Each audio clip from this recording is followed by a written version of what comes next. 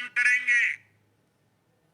हम दिल्ली के लोगों की सेवा में दिन रात एक कर देने वाले लोग।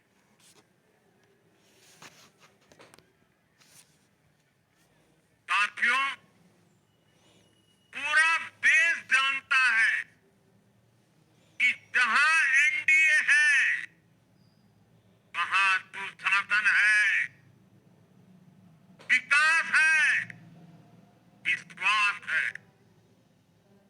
एनडीए का हर कैंडिडेट, हर जनप्रतिनिधि लोगों के हित में काम करता है। देश में एनडीए को जहां भी जनादेश मिला है, हमने उस राज्य को विकास की नई ऊंचाई पर पहुंचाया है। और इसलिए भाजपा को लगातार जीत मिल रही है। लोग हमारी सरकारों को दूसरी बार, तीसरी बार चुन रहे हैं। उत्तराखंड, हरियाणा, उत्तर प्रदेश, एमपी में, गुजरात, गोवा, महाराष्ट्र, बिहार में, असम, अरुणाचल, मणिपुर में, हर राज्य में हमें दोबारा सत्ता मिली है। साथियों, यहां दिल्ली के बगल में यूपी है। एक जमाने में उत्तर प्रदेश की कानून व्यवस्था कितनी बड़ी चुनौती थी और सबसे बड़ा चैलेंज नारी शक्ति के लिए होता था। यूपी में दिमागी बुखार का कहर बरसता था, लेकिन हमने इसका अंत करने के लिए संकल्पबद्ध होकर काम किया। आप याद करिए, महाराष्ट्र में हर साल सूखे के कारण हमारे अन्नदाताओं पर कितना बड़ा संकट आता था, लेकिन हमारी सरकार आने के बाद हमने जल युक्त शिविर जैसे अभियान चलाकर किसानों तक पानी पहुंचाया। हरियाणा में किसी को बिना खर्ची, बिना पर्ची के सरकारी नौकरी नहीं मिलती थी, लेकिन आज बीजेपी ने वहां सुशासन का नया मॉडल स्थापित कर रही है। पूर्वोत्तर में हमारी सरकारों ने वहां के लोगों को विकास की नई धारा से जोड़ा है। एक जमाना था जब गुजरात में पानी का इतना बड़ा संकट था, खेती किसानी मुश्किल थी, लेकिन आज वही गुजरात एग्रीकल्चर पावर हाउस बनकर उभरा है। आप याद करिए, नीतीश जी के पहले बिहार किस हालत में था। बिहार में नीतीश जी को अवसर मिला, बदलाव भी तभी आया जब एनडीए की सरकार आई। ऐसे ही आंध्र प्रदेश में चंद्रबाबू नायडू गारू ने अपना ट्रैक रिकॉर्ड साबित किया है। ये सारे उदाहरण बताते हैं कि एनडीए यानी विकास की गारंटी। एनडीए यानी सुशासन की गारंटी। साथियों, सुशासन का लाभ गरीब को भी होता है और मिडिल क्लास को भी होता है। इस बार दिल्ली में गरीब, झुग्गी में रहने वाले मेरे भाई बहन, हमारे मिडिल क्लास ने, और इसका सबसे बड़ा कारण यह है कि हमारी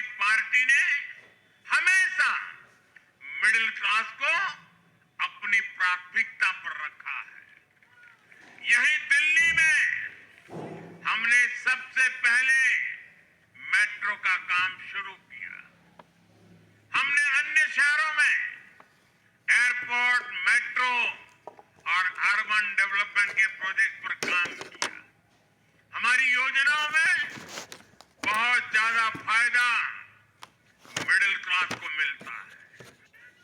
स्टार्टअप इंडिया जैसे अभियानों के कारण छोटे शहरों के लोग अपने सपनों को पूरा कर रहे हैं। आयुष्मान भारत और जन औषधि केंद्रों के कारण देश के करोड़ों लोगों को अच्छी स्वास्थ्य सुविधाएं मिल रही है।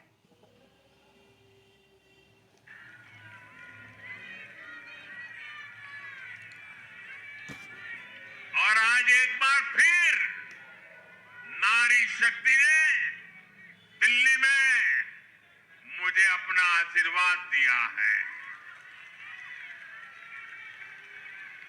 चाहे उड़ीसा हो, महाराष्ट्र हो या हरियाणा हो, हमने हर राज्य में नारी शक्ति से किए हर वादे को पूरा किया है।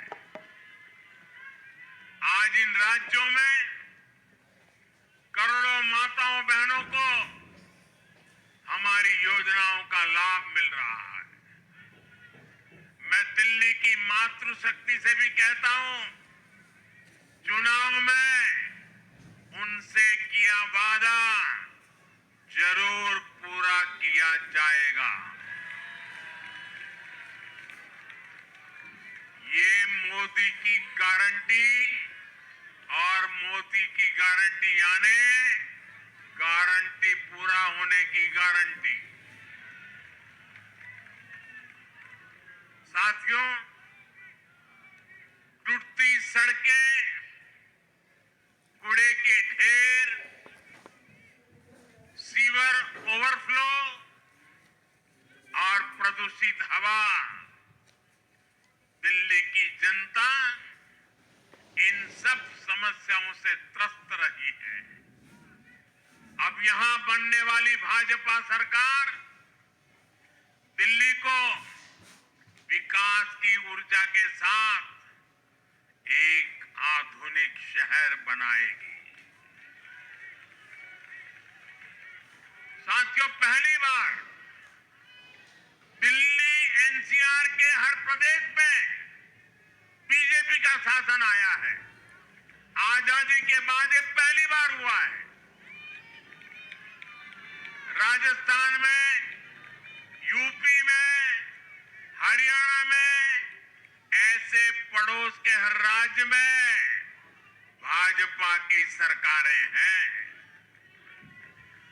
ये बहुत ही सुखद संयोग है। जरा इनको नींद आ रही है, तबीयत खराब है, जरा डॉक्टर देख लीजिए। इस कार्यकर्ता को पानी पिला दीजिए, शायद तबीयत ठीक नहीं है, इनको जरा संभालिए। हाँ।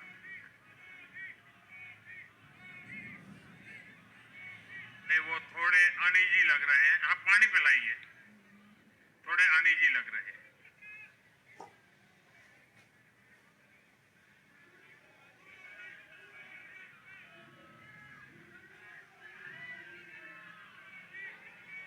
साथियों, इन सभी क्षेत्रों में आजादी के बाद पहली बार एक साथ भाजपा की सरकारें हैं। इस एक संयोग से दिल्ली और पूरे एनसीआर में तरक्की के अनगिनत रास्ते खुलने जा रहे हैं।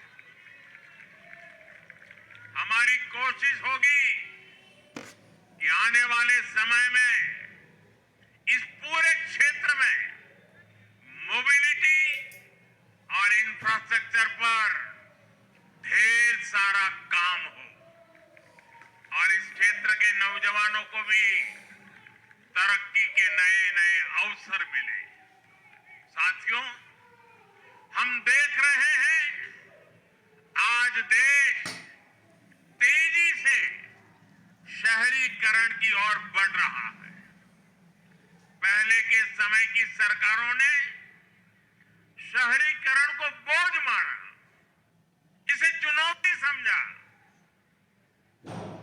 उन लोगों ने शहरों को सिर्फ पर्सनल वेल्थ कमाने का जरिया बना दिया।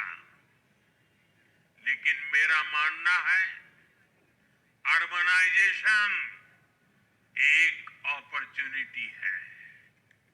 अर्बनाइजेशन गरीबों को, वंचितों को सशक्त करने का भी एक माध्यम है। दिल्ली भारत का गेटवे है और इसलिए इसे देश का सर्वश्रेष्ठ अर्बन इंफ्रास्ट्रक्चर मिलना ही चाहिए।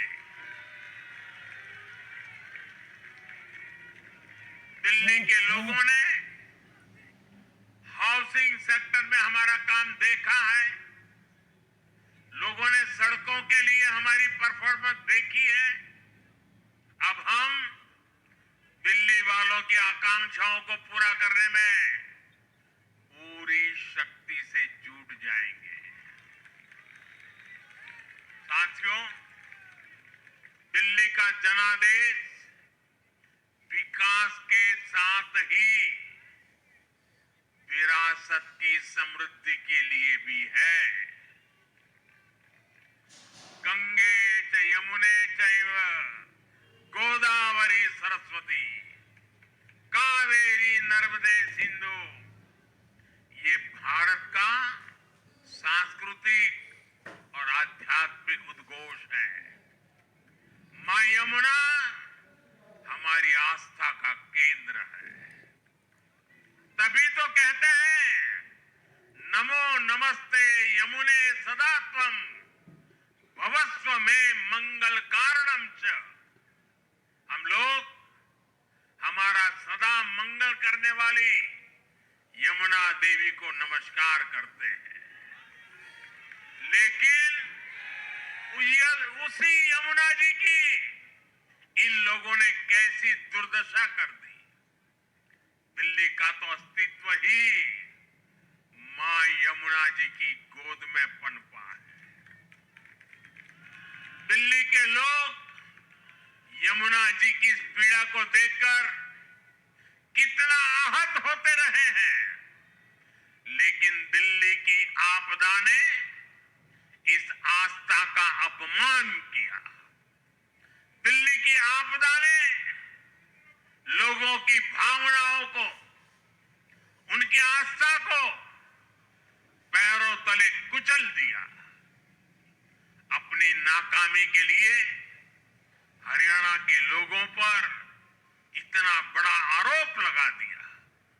साथियों, मैंने चुनाव प्रचार के दौरान संकल्प लिया है कि यमुना जी को हम दिल्ली शहर की पहचान बनाएंगे।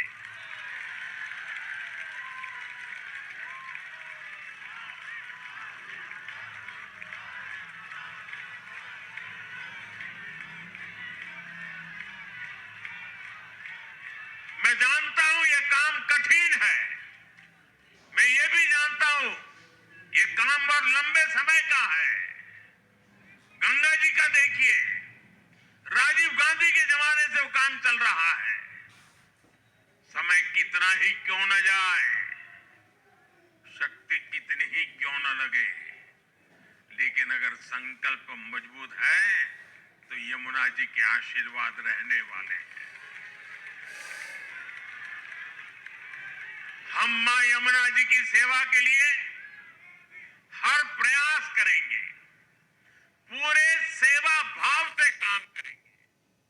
साथियों, ये आपदा वाले ये कहकर राजनीति में आए थे कि हम राजनीति बदल डालेंगे, लेकिन ये कट्टर बेईमान निकले।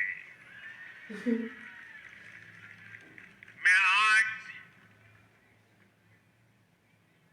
वरिष्ठ महानुभाव श्रीमान अन्ना हजारे जी का बयान सुन रहा था। अन्ना हजारे जी काफी समय से इन आपदा वालों के कुकर्मों की पीड़ा झेल रहे थे। आज उन्हें भी उस पीड़ा से मुक्ति मिली होगी।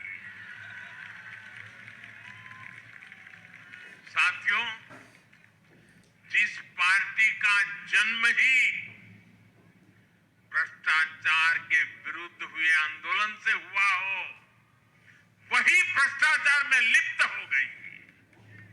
ये देश की ऐसी पार्टी बनी जिसके मुख्यमंत्री, मंत्री भ्रष्टाचार के आरोप में जेल गए, जो खुद को ईमानदारी का सर्टिफिकेट देते थे और दूसरों को बेईमानी का मेडल देते घूमते फिरते थे, वो खुद भ्रष्टाचारी निकले। ये दिल्ली के भरोसे के साथ बहुत बड़ा धोखा था।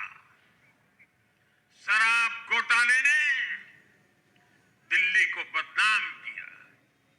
स्कूल और अस्पताल में हुए घोटालों ने गरीब से गरीब को परेशान किया और ऊपर से अहंकार इतना कि जब दुनिया कोरोना से निपट रही थी तो ये आपदा वाले शीश महल बना रहे थे।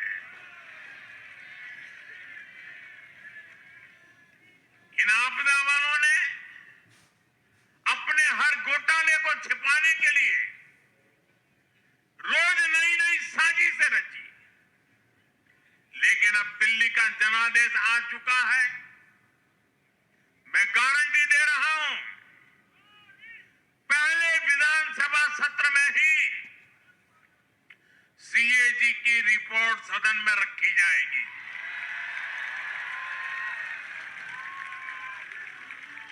भ्रष्टाचार के हर तार की जांच होगी और जिसने भी लूटा है उसको लौटाना पड़ेगा।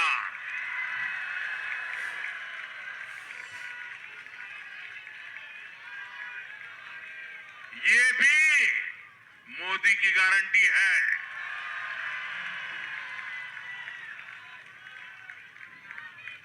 साथियों, आज जनता ने फिर एक बार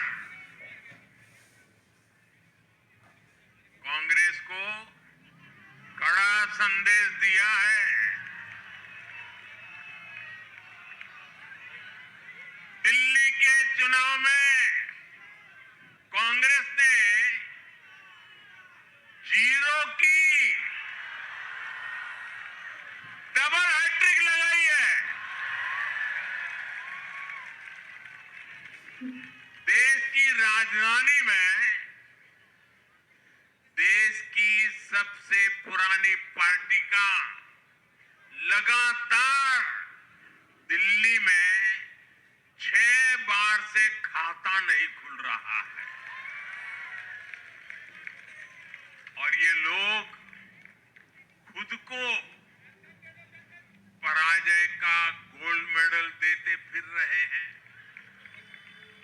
सच्चाई ये है कि कांग्रेस पर देश बिल्कुल भरोसा करने के लिए तैयार नहीं है। पिछली बार मैंने कहा था कि कांग्रेस एक परजीवी पार्टी बन चुकी है।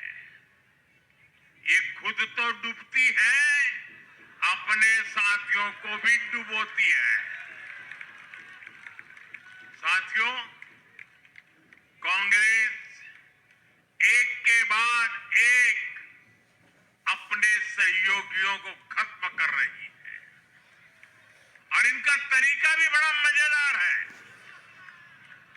आज की कांग्रेस अपने सहयोगियों की जो भाषा है, जो उनके एजेंडा है, उसी को चुराने में लगी हुई है।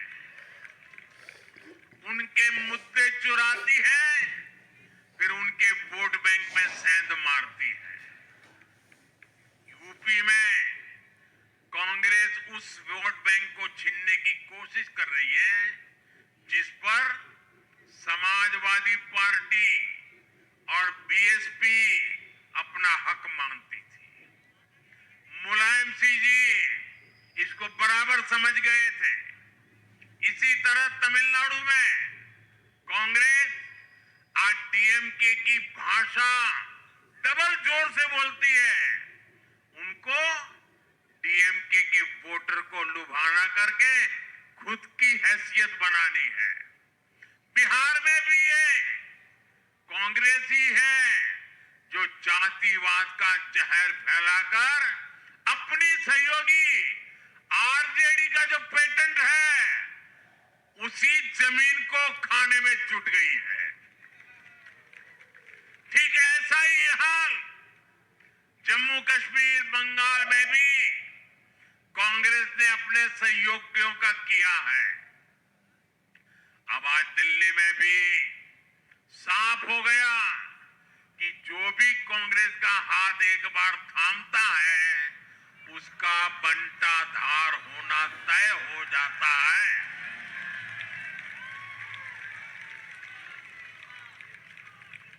और जो राजनीति का अध्ययन करते हैं उनके लिए मैं आज एक काम छोड़ देता हूं।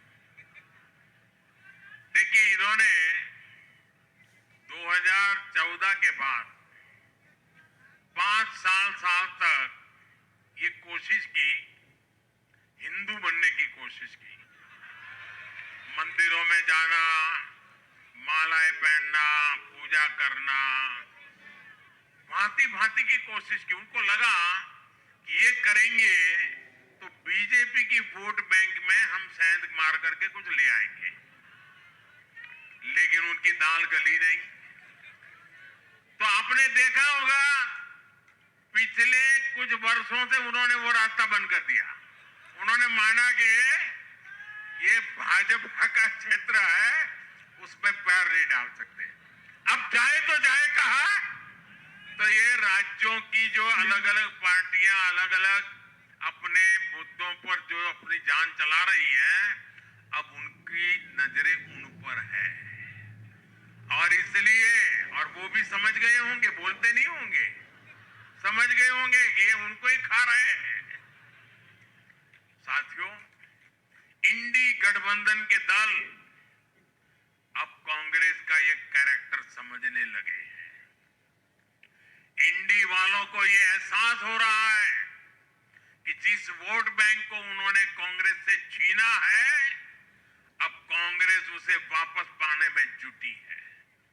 इसलिए दिल्ली में हमने देखा इंडी के ही दलों ने एकजुट होकर कांग्रेस को हैसियत बताने की कोशिश की, अपने वोट बैंक को रोकने की कोशिश की। ये मीडिया वालों को पता नहीं समय नहीं मिला, अब तो समय ही समय है उनके पास।